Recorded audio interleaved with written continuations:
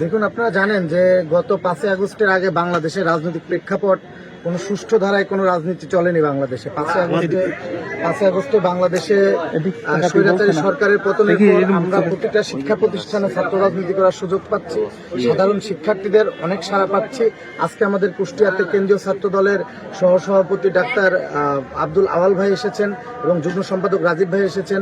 আমাদের কুষ্টিয়া জেলার প্রতিটা শিক্ষা প্রতিষ্ঠানে আমাদের ভারপ্রাপ্ত চেয়ারম্যান, আমাদের ছাত্র দলের সাংগঠনিক অভিভাবক জনাব তারেক রহমানের যে রাষ্ট্র কাঠামো মেরামতের যে 31 দফা, সেই 31 দফা আমাদের সাধারণ শিক্ষার্থীদের মাঝে তুলে ধরার জন্য এবং বাংলাদেশের ছাত্র রাজনীতি, পরবর্তীতে ছাত্র রাজনীতি, ক্যাম্পাস ভিত্তিক ছাত্র রাজনীতি কেমন হবে, বিগত দিনে ছাত্র রাজনীতি কেমন ছিল, এই বিষয়ে আমরা সাধারণ শিক্ষার্থীদের সাথে আলোচনা করার জন্য আমাদের সেন্ট্রাল থেকে টিম এসেছে। আমরা প্রতিটা শিক্ষা প্রতিষ্ঠানে যাচ্ছি, তাদের সাথে বর্তমান ছাত্র রাজনীতি নিয়ে এবং বিগত দিনে ছাত্র রাজনীতি কেমন ছিল এই বিষয়ে আলোচনা করতেছি। এই বিষয়ে আমরা ব্যাপক সাড়া পাচ্ছি তাদের কাছে।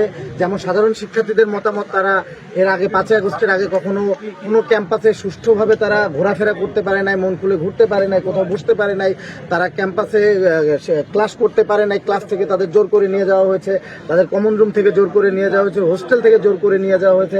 ছাত্রলীগের যে অপরাজনীতি ছিল, সেই অপরাজনীতি প্রতিটা ক্যাম্পাসকে কুলসিত করেছে।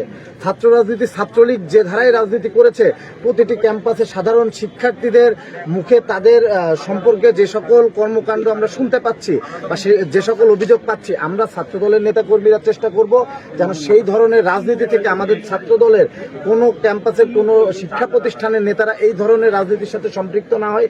আমরা চেষ্টা করব যারা ক্যাম্পাস ভিত্তিক যারা নেতৃত্ব দিবে তাদেরকে, ছাত্র দলের যারা ক্যাম্পাস ভিত্তিক নেতৃত্ব দিবে তাদেরকে সুষ্ঠু ধারায় সাধারণ শিক্ষার্থীদের সাথে মিলে সাধারণ শিক্ষার্থীদের অধিকার নিয়ে কথা বলে রাজনীতি করার জন্য আমরা তাদেরকে নির্দেশনা দিচ্ছি এবং সাধারণ শিক্ষার্থীদের মতামত নিয়েই ছাত্র রাজনীতি কিভাবে পরিচালিত হবে সেইভাবে আমরা একটি আমাদের সেল করা হয়েছে। আমরা এটা নিয়ে রিসার্চ করব, রিসার্চ করে সাধারণ শিক্ষার্থীদের মতামতের ভিত্তিতে আমরা ছাত্র রাজনীতি পরিচালনা করবো ইনশাল্লাহ। হ্যাঁ, আমরা ব্যাপক সাড়া পাচ্ছি, যেহেতু এতদিন ছাত্রলীগ যে ধারায় রাজনীতি করেছে আপনারা সবাই জানেন। প্রতিটি ক্যাম্পাসে একটা ভয়ের রাজত্ব কায়েম করেছিল ছাত্রলীগ।